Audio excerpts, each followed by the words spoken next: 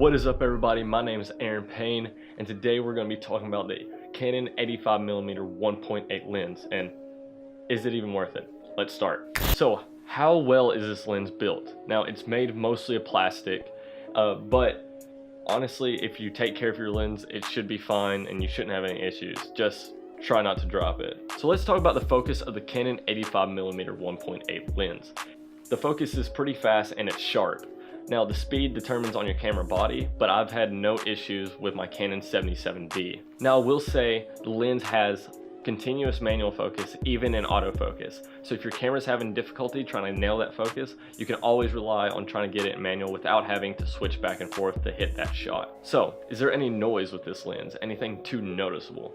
Well, compared to my other two L series lenses, there is a tad bit of noise. So if you're just taking photos or anything like that, you should be fine.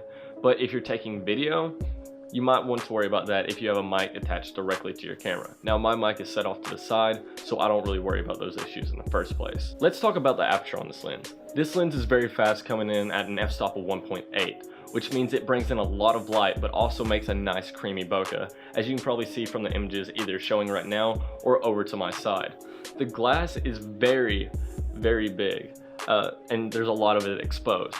So I'll recommend getting a filter of some kind, just a thread on the front. Right now I have an Altura filter that came in with the lens itself because I got it as a kit through Amazon, which I'll link below for you guys. I'm going to talk about one downfall to this lens besides the build quality, because as long as you take care of your lens, you should be fine, and that is chromatic aberration. So what is chromatic aberration?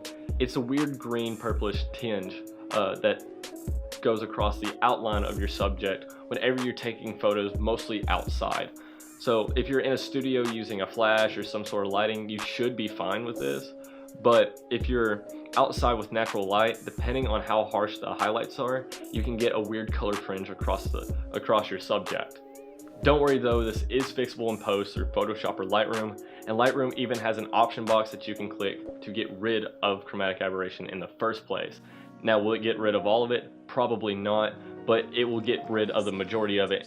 You can see here's a picture of my brother, and if you zoom in, you can see the chromatic aberration across the front of his face. Now, if you're just a hobbyist or you're just throwing this photo on Instagram, it's really not gonna matter because Instagram compresses the images anyways. But if you're a working professional planning on printing out your photos, I would really try to use a different lens or combat it as much as possible. Because once you print it out in a big format, you're going to notice the color fringing across your subject very easily. So, who is this lens for? Now, if you're a professional, you're probably using it for portrait photography, or maybe in some cases, product photography.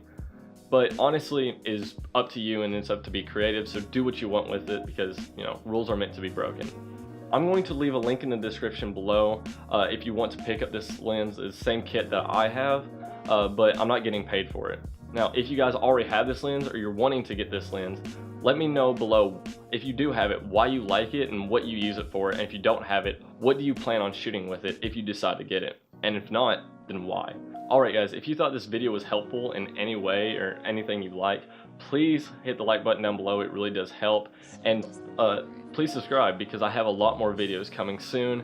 And if you want to see more from me, you can head over to my Instagram at AaronPayneYT, because I don't do just regular photography, I do Photoshop composite art along with regular photography as well. So if you guys want to get to know me better, go ahead there, and then you'll also get a sneak peek behind the scenes when I'm making videos. Talk to you guys soon, and peace out.